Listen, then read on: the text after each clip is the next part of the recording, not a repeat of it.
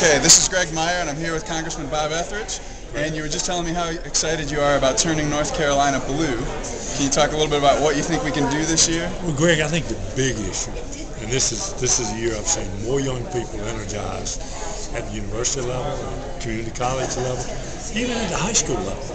And it's, it's all young people. It doesn't make a difference what their ethnic background is. They are excited this year.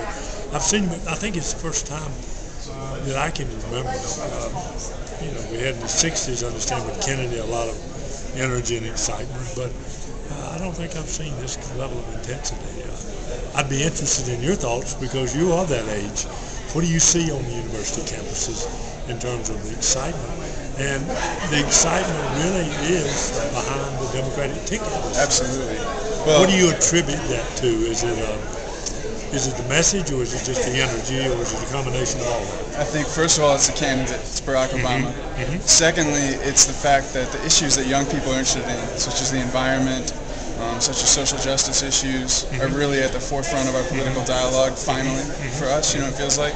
And then also the way this campaign has been run, the way the Obama campaign has been run, has been giving young people a way to get involved. Oh, yeah, on the net. Right. And the web. I mean, it's amazing how they just spread it out. Right. It's flattened the organization. I was with a group a week after the primary, and they bought a whole bunch of new computers, notepads, and handing those out again. So it's a good example of if you engage people, they will respond. Do you have a sense of how that type of technology will change government, will change your role in communicating with your constituents? Oh, it's already changed. I mean, we've been using it off and on. There's still traditional things that you can appreciate. You're still going to have to do. But the fact is that people can interact in a way that heretofore has not been available. I think that is just fabulous. I think it will increase the broad base of democracy and the energy of democracy in a way that we can't even comprehend today. Good. You want to ask me another one? Yes. At the university level, and certainly with young folks, do you sense that they see this as a long-term commitment in democracy, or is this something they're testing, and if it works, they're going to be engaged over a long period of time, or is it too early to tell? Well, I think inevitably with young people, they want to see if what they do makes a difference.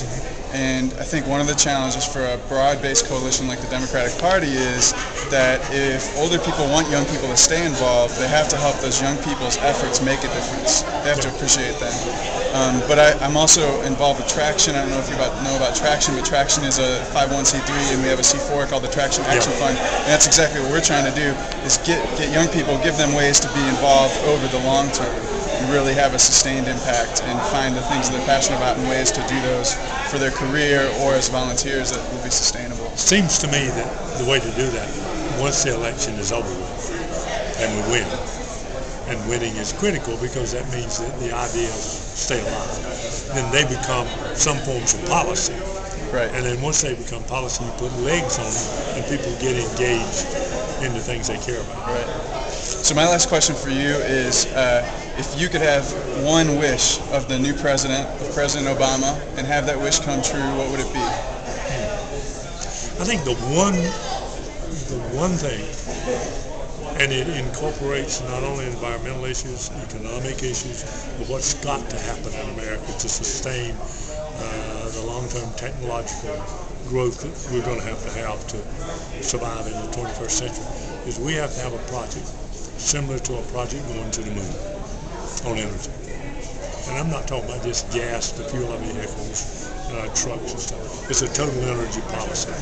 And it ought to be a long-term commitment, at least 10 years, with tax credits, with investments, so money can get engaged in it. We can move toward energies that are sustainable over a long period of time. I think it will create a lot of jobs. It'll change our country in a positive way, not unlike what the moon shot did. When President Kennedy said we were going to the moon in 1960, number one, we didn't have the technology to get us there, nor the engines to lift off the vehicles that later went. But as a result of focusing on it, putting money behind it, putting energy in, and developing engineers and scientists along the way. We created a lot of the technologies we enjoyed for the next 30 years. I think our energy policy can do the same thing. Good. You get the last question. Well, my last question is, assuming we pull this off, and I think we can, only if we leave this convention and go home and go to work. That's right. It's not a big party to go home and sit down. Do you think we can say to our young folks and to those who are mainstream in the party and others, we're in this thing together? Absolutely. It's a team effort. Absolutely. All for one and one for all. That's the message of Barack Obama, isn't it? That's right. I think we're there. That's right. All right. Thank you very much. Graig.